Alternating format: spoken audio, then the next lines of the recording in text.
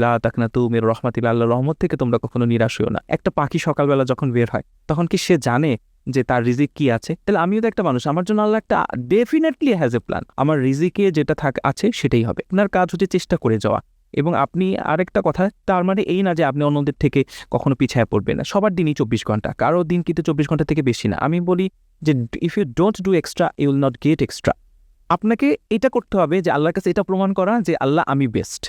আমি অন্যজন 12 ঘন্টা পরিশ্রম করলে আমি 13 ঘন্টা করি। আল্লাহর কাছে যখন এটা প্রমাণ করবেন, আল্লাহ তো আমি বলি যে আহকামুল হাকিমিন, বিচারকদের মধ্যে সর্বশ্রেষ্ঠ বিচারক। তিনি নিশ্চয়ই আমি 13 ঘন্টা 1 ঘন্টা বেশি পরিশ্রম করছি, কারণ সিট তো লিমিটেড, 120টা সিট ধরেন। আমি ওই 12 ঘন্টা 1 ঘন্টা বেনিফিট পাবিনি আপনি। এটা আমার লাইফে ফিলোসফি। আপনি এক্সট্রা পরিশ্রম করলে এক্সট্রা পরিশ্রম আল্লাহ নিরাশ করেন না। আপনি যদি চেষ্টা করেন, আল্লাহর কাছে চান, আন্তরিকভাবে চান, সেটা সম্ভব। এবং কখনো যদি কোনো ডিপ্রেশন আসে, কোনো কঠিন মনে হয়, সেটা আমার কাছে মনে হয় আল্লাহর উপর তাওয়াক্কুল করে, সৃষ্টিকর্তার উপরে। এবং এই লাইফটাই না এরকম, মানে কন্টিনিউয়াসলি আপস অ্যান্ড ডাউনস এর মধ্যেই থাকতে হবে। এবং কখনোই নেভার গিভ আপ, কখনোই আশা হারানো যাবে না। ধরেন আমি আজকে সেকেন্ড হয়েছি, আমি কাল থেকে মারা গেলাম, আমার লাইফে কি হইলো, তাই না? তো কাজেই আল্লাহর উপরে করতে হবে, এটাই হচ্ছে মেইন থিং।